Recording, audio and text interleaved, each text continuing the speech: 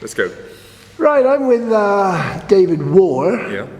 Now, he was on the panel that sat in this very room yesterday lunchtime discussing what to do with St Helier. Now, as far as you can, there was about 7 people, I think, at this table then. I was sitting just 3 feet from the main person who was chairing the meeting. I couldn't hear what she was saying. And it's one of my beefs about accessibility. And David Warr said some very sensible things, but he was swamped by about 6 others. Basically, I thought it was it was like a fifth form school production. It was that sort of level. So I'm angry. I was angry. I had a burst on my banjo, as they say. I had a go. I gave him a song. Absolute total silence from the audience. What did you make? The whole thing. What did you make of the whole thing? I take your point. It's interesting, isn't it, with these events, which are, we were a disparate bunch of people who were brought together last minute to try and say something. We were given a list of questions to answer or have some ideas on. I agree with you. I think it could have been better organised, more professionally done, but, it is, and I kind of have to tolerate that. I think the main thing is we were given a platform to say something on, and so at least we were able to say something out there. Whether we made sense or not, I just don't know. But again, it's very typical of Jersey. A lot of talk, very little action.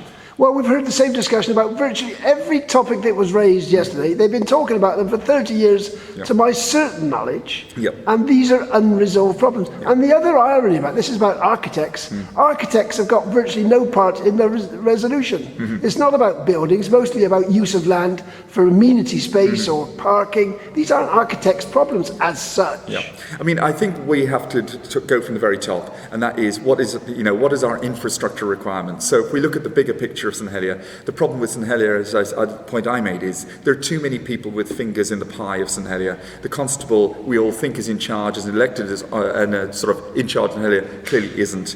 There are roads that are owned by the States of Jersey, there are roads that are owned by the parish, there's parking owned by the parish, there's public, the property holdings, there's ports. There's so many disparate organisations, all with an input into it. And as a result of that, and it has been seen for, you talked about 30 years, I'm sure it's been going on for longer than that, we just seem unable to have one coherent policy for St Helier. And it totally frustrates me because as a business person, it obviously impacts on our business and what we do and where we are. And even today, we can talk about the lack of infrastructure down on the waterfront, where there's a huge amount of building works going on and a complete underinvestment in infrastructure. Now, you would think this is kind of the cart before the horse, isn't it? The first thing you have is the horse, then you get the cart. But we seem to be doing the other way around. We're kind of reacting to the situation rather than anticipating it. And that's just poor planning. I'm not sure that's an architect's fault. I want to see great architecture, but I think it's a lack of just forethought and foresight. But it comes back to, it's the States Jersey Development Company. It's not the parish. It's not ports. It's whoever. And it's just too split up. Nobody's talking together and thinking, how do we resolve this in one way? Architects are or should be a very powerful lobby. But they don't speak with they have these little exhibitions every now and again, and they like to pat themselves on the back for their designs. Potentially a very powerful lobby. Sure. No, I agree, but I think the architects are hamstrung a bit as well as to the quality of the buildings that they're able to put up. One of the things which struck me the other day was the Royal Bank of Canada, this new sort of almost like gateway building into St Helier as you're coming along the front. When you saw the original drawings, they were really quite exciting and interesting and innovative and all the rest of it. What did we end up with? We ended up with another office block that looks much like many other office blocks. And I feel we seem to lack the confidence. Now, is that the architect's problem? I think the architects probably put it out there almost as if to say, well, we know you won't like this one, but here's the other one which we know you will like. And so there's a real sense of big conservatism in the whole building. I know it's difficult to compare Jersey with London or St Helier with London, but London has this energy of innovative buildings, new buildings. You can love them and hate them and all the rest of it, but at least it's interesting, it's a talking point. We suffer from a complete lack of talking point when it comes to building and architecture and design in Jersey. I try to get architecture, building design on the agenda. I do nobody looks at them. They're not interested. Unless it's a granite farmhouse, the passions aren't roused. If you demolish a granite facade, shock horror.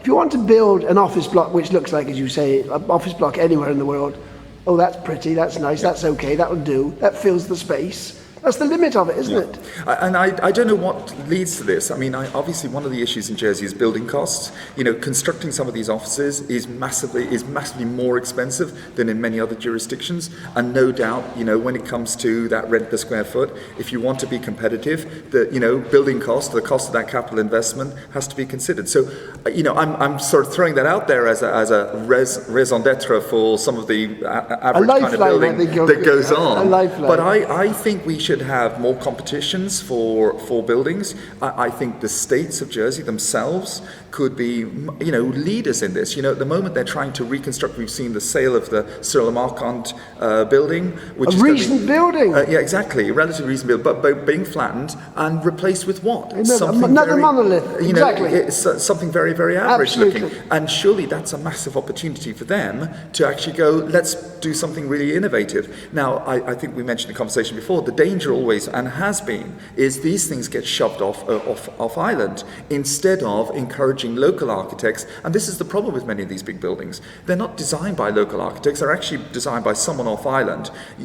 You can have your views about that. You could say, well, maybe no one on the island has the ability to design something which is interesting and innovative and all the rest of it. I totally disagree with that, because I think if we go down that route, I think we'll never build another building. All architects on Jersey will just be doing extensions and building houses in the countryside.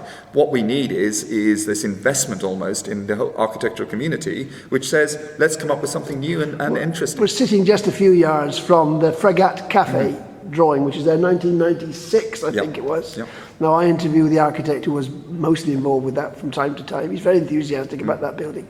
A tiny little building, truly innovative in its architectural presence. I mean, there's nothing else in it, in this room. A totally different shape. Yep. Now, okay, whether it works or whether it doesn't, it worked at the time because it was to replace a Type H Citroen van type of mentality, a cafe by the seaside where you can buy things.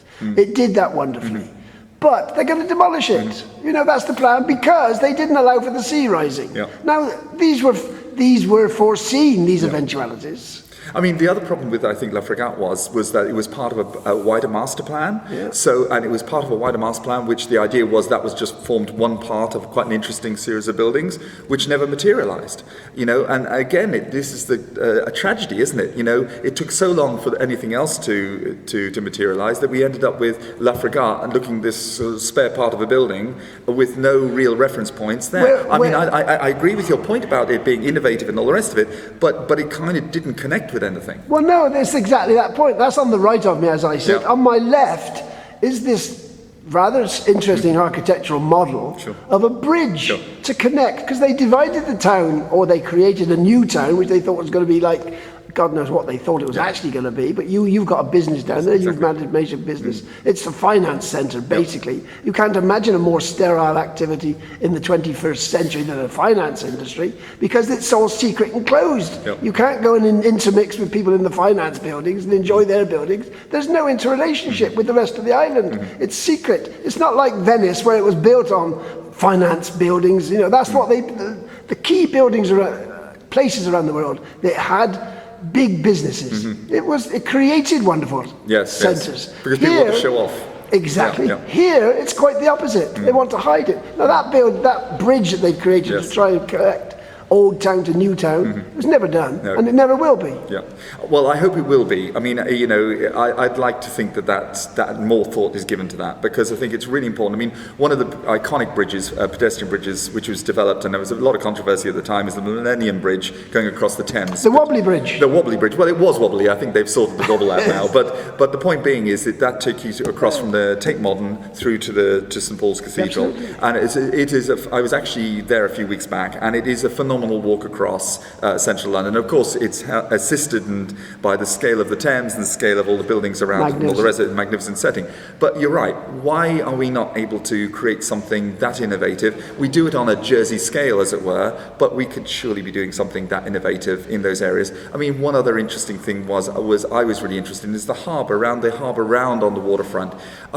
You can actually run to the end of the pier, but then the other pier, you can't actually cross over onto the other pier to make a circuit. Now, obvious opportunity maybe for a swing bridge or something like that. Now, I remember when I was commenting on, talking about this to somebody, they said, oh yeah, but do you know how much that's going to cost to do that? You know, and you think, this is insane. You've done 3/4 of the job. All you have to do is the final quarter. But somehow somebody decided, we ran out of money, no, we're going to do something else instead. The docks are a high security zone. If you want to enjoy yourself now, that doesn't fit in with the security agenda. You're not allowed to go and watch the boats come and go. You can't see them. It's all boarded off. This is the sort of a free amenity which families can go and sit there, eat their sandwiches and watch the boats, if there are any boats. You know, I mean, the airport's the same at the moment. I don't know if they're going to put a viewing platform back at a restaurant upstairs like they used to. And people would go out there and spend a pleasant afternoon watching the planes. But there's another interesting thing, isn't it? And this is one of the big dangers. I mean, we haven't spoken about the hospital and this out of town development. But the point being is, with the airport, you look at the departure hall now. It's a departure hall built for a temps passé. Absolutely. It's a 20-year-old. You know, it's out of date now. People do not use this. So and I put this warning flag up on the new hospital, and that is that you got to be so careful sometimes when you build some of these things which you kind of consider to be iconic, that actually, are they still going to be fit for purpose in 10 years time, 15 years time, or have they got a natural inbuilt obsolescence which will, you know, write them off?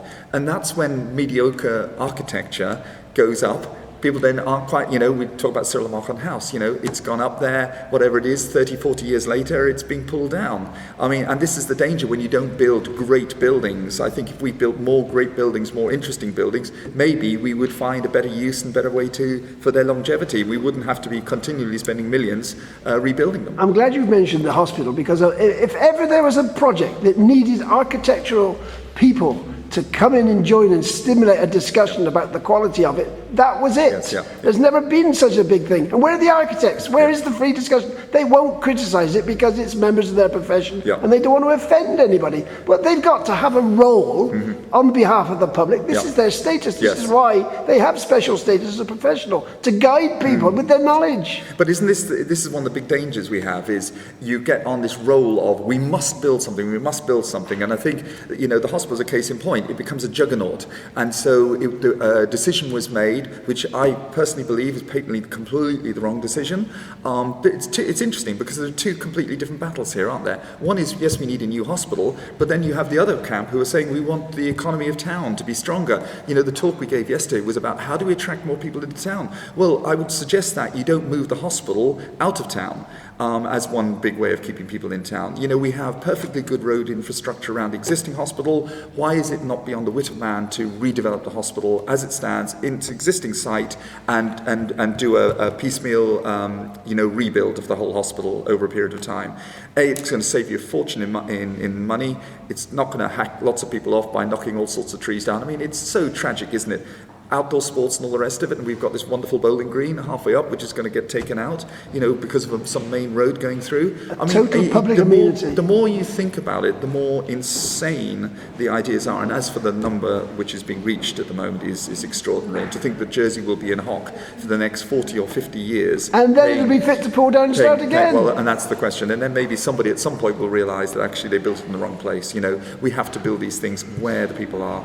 But as I say, that's, you know, that's another big battle. And then maybe it moves away a bit from what we're talking about. But I say it moves away from what we're talking about because yesterday's talk was about how do we attract people in. It's about getting their numbers in. People who visit their loved ones in the hospital or need to go into hospital, there's already infrastructure for car parking. Well, if you've popped into town, why not use a cafe or use a shop or something like that? You know, whereas what are you going to do if you're out at Overdale, stuck on a hill? What are you going to do there? You're just not going to bother. You're going to go to the out-of-town shopping centre, which could be Red Houses, wherever. So it's, you know, this is where we keep going on about lack of joined up thinking, but there's a classic example of where no consideration is given to how does this all integrate. As you know, I had a little outburst and this is an island of 12 parishes. It's not all about St Helier. St Helier's role is, it's been so designed into obscurity, really. It's been designed by deliberate design, by decisions like dividing the town into two halves, and all those other things, and the type of building, the finance center, all those sorts of things. And the potato wagons do not come into town. It's a different island, and there are 12 parishes. My parish, as I said, has got 10,000 people, and it's a housing estate. That's all it is. Where are the amenities there? Where are they? If these architects would only realise that those places need amenities as much as It's not more than St Helier, and they would help solve the St Helier problems. I absolutely take your point on board, and obviously I appreciated your outburst yesterday. But what I would say to you is where is the deputy? Where is the constable? Where's the political leadership within your parish? We're waiting for them to come Right. forward. Well, hopefully next year they might come out, but out the woodwork. But the point being is that where are they when I know planning there is an objective to build X number of houses, and they have to do this kind of thing. But you're absolutely right. We come back to the simple thing of infrastructure. There is you build all these houses and then you go, oh, we've forgotten about the infrastructure. We've forgotten about the shopping area or the community centre or something like that. And it's I come back to cart and horse. We're putting the cart there, and then we've forgotten where the horse has gone to. I came to Jersey in the mid-60s, which was about the same time, and I reflect on it quite a lot recently. About Morris Seagull came here, and it was about the same time. Okay. He wasn't a hotelier. Yeah. He was a kitchen fitter. Okay. And he was offered by one of his friends, offered to the Ritz Hotel. He bought the Ritz Hotel. And that started a whole chain of redevelopments. He rebuilt. And I did a lot of work for them through somebody else, subcontracting. And my proudest creation was the Mayfair Hotel, and I was rather proud of that. Yes. It sits on that corner, and I look at it and think, it sits there quite well. They're going to demolish it. Yeah. Because times have changed. Yeah. All his hotels are gone. Yeah. That's the last remaining hotel. It's a fabulous amenity, a price range that people can afford. It's got stuff on summer and winter. It's always got the sort of hotel that Jersey desperately needs. Yeah. But it doesn't feature in the scope of what architects want to do. They're just happy to replace it. They're just happy to put a block of flats on. Yeah, but I think it's about strategy as well, and that comes from the top on government level. It's about, do we want a visitor economy?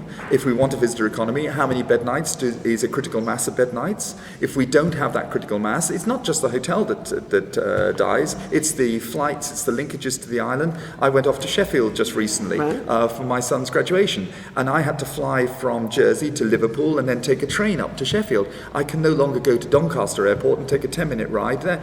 So much stuff has been shredded, by obviously a combination of things, but COVID. But clearly, if the visitor economy was there, people would be coming out of Doncaster and flying into Jersey. But because maybe the bed sizes are falling down, so therefore you can't fill the aircraft to the numbers you could do. Aircraft operator says no longer viable. Let's go to Ibiza instead because we can make more money than that. And then Jersey becomes just And how many times have you heard people say, "Oh yeah, I used to come to Jersey 20 years ago. I came with my parents and stuff like that." I know I don't want to be nostalgic about it, and people's holiday plans have changed. People want long breaks, long weekend breaks, come over on a Friday, go back on a Monday. That kind of thing, that's how our world has evolved. It's no longer that 2-week holiday in those ways. But I still feel that the government are almost duty-bound. If we want to maintain a visitor economy, the government are duty-bound in planning or through the planning department to say, when redevelopments come up, if we're knocking down the Revere and all these other hotels, removing those spaces, we should be reallocating those spaces to another development. Well, they do that policy with housing. If you demolish a house and it's got 3 flats in it, they say, well, they want to replace it with at least 3 flats. They don't do that with hotels, which are so important. So that's one of the issues. So you can't turn around and go, we have Visit Jersey, we have the Jersey what used to be the Jersey Tourism Board and all the rest of it, trying to promote Jersey, but and then on the other hand, having the rug pulled from underneath them, which says, oh, by the way, we're just knocking down a few more hotels, and that doesn't actually matter to anybody. Well, of course, the building lobby, architects, designers, engineers, it's such a powerful lobby, but of course, any redevelopment, good or bad, they get their same profits and fees. Yes. It makes no difference to them, really. This is the tragedy. It is, and I think obviously we have this hugely energetic situation at the moment where there's so much energy in the building industry, to build up blocks of flats and stuff like that. Is it well thought out? I mean, you'll get me into immigration issues and numbers of people on Jersey and all the rest of it. We discussed that in 2012. Well, yeah, probably did. And yet the problem for businesses like mine when we talk about immigration is actually finding people to work for us, because so many immigrants have left the island because it's become too expensive for them to live in. But I find that quite ironic when there's so much building work going on that actually for the hospital, the hospital, they were going to need 700 building workers. They had no idea where they were going to be housed. Right. They just hadn't contemplated. Sure. It was these sort of they just say, "Oh, yeah, we'll build there. That's a good idea," and then think about what the consequences are going to be. Yeah, and I don't know what the answer to all of that is. I mean, I do. I mean, my thoughts are just one of how do we reorganise the control from a government point of view. What do we have a strategy? What are we trying to achieve? We're producing yet another island plan at the very moment. It's a complete waste of time. And it's probably going to be put on the shelf of all the other island plans, which are in that cupboard, the dusty cupboard of the too hard to sort out problem kind of issue. There's almost a sense of we've got to create an island plan almost because that's what people expect us to do, rather than maybe having some very, very clear objective of where we're going. At the end of the day, if you don't know where you're going, you don't know how you're going to reach it. So I think it's some very simple business ideas. Why don't these people this is a room full last night, how many people, 100, 120? Yes, yeah. Why don't they think like that? Why don't they want to plan? Why aren't they clamouring for saying, we want a proper island plan that deals with these I think issues? people do want it, and you talk to so many people, and I talk to loads of people who are equally as frustrated as you are, and I'm probably one of those people who's equally as frustrated as you are. But I think the problem is there's so much, it's like a Gordian knot, I think, is to use one of these terms, where it almost seems like there's no matter how hard you pull, how hard you push, and I'm talking about politicians as well, they don't seem to be able to cut through it all. And it's almost as though we need to rethink how government is structured, how all the different interests are structured, and we need to have someone But we've had those inquiries. We've had Clothier, I guess. We've had Clothier. We've discussed it all. Yeah, but these aren't, Clothier and these kind of guys, this was about, how many people should be in the states of Jersey, should we have senators, should we have, what's so ironic is that we have all these discussions about should we have senators, should we have deputies, this and this. That's right. Was actually all sort of froth. It's not actually cutting through that's to the core issue. Easy for the average person to comment on, because they can make some facetious comment, and that's the limit. They've contributed. And the actual analysis of what's actually the results are, it's more difficult. You need people with architects, other people,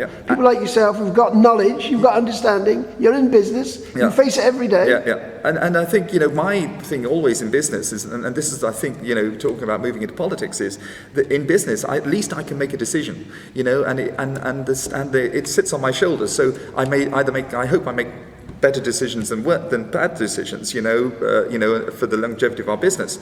But the reality is in business is, and I'm very used to this, is you make a call, you take your chances. If it works, fantastic, happy days. If it fails, it fails. But you kind of go on, you move on. You don't look backwards and go, oh, well, if only. You have to stand and fall by decisions. And I think too many times, the big tough decisions on this island are kind of, people want to spread it around so that it looks like it was a whole bunch of different people who made decisions. It wasn't one person. You can't point your finger and go, well, you're the one who made that call, what went wrong. And I think people also have to take much more responsibility in politics than we currently see at the moment. We're going to have to wind up. We can't hide behind, I've got one civil servants. final question, because obviously there's two parts to it. We've had 2 years of COVID. Sure. We've had all these architects and other designers sitting at home, twiddling their thumbs, not being able to do much at all. Why haven't they been sitting there dreaming up plans which are realistic? Why don't they do that? I think a really, really good point. I mean, this line which people talk about, build back better, and the problem is it's just words. It's just words. Nobody's actually doing that. And I feel, I talk to the constable about, St Helier Parks and Gardens, trying to be more, get a more consistent public spaces, because everybody knows public spaces become hugely critical for so many people who live in bed sits and all the rest of it. I commented on Millennium Park, what a jewel it is. Your observation is, why is there no covered area? Why is there no covered area? They could have performances there. And you're absolutely right that, let's include that. Now we know we understand we've missed that out. Let's bring it in, because we understand that improves that space for people to use, and it's not too late. And I think that's the point with so much of this stuff is, how do we get consistency across the board? How do we actually say, instead of it just being words, build back better, we actually build back better? And I think that's, for me, has always been the issue. It's talk but not action. And I think we, as I say, as a business person, you have to, action is everything. Otherwise you're going backwards and going nowhere. Next year, I'm going to put you to the question. Thank you. Next June. Jim, there will be a seat for you. I can't be on it. I can't sort of be dishonest and say I'm not interested.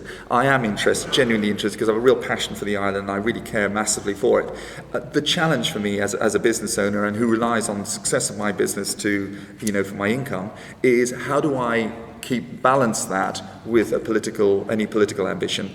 And that's something that keeps me awake at night a bit, because I do believe now politics is infringing on the business community more so than it ever has done before. And I feel like I'm no longer able to influence decisions in any way, shape or form. It's just thrown at you, you take it, you swallow it, and you get on with it. And so if ever there was a moment in time for me to contemplate politics, I'd say now is the time. Well, you'll probably stand in Trinity rather than St Clement, but I hope you will. Thank you.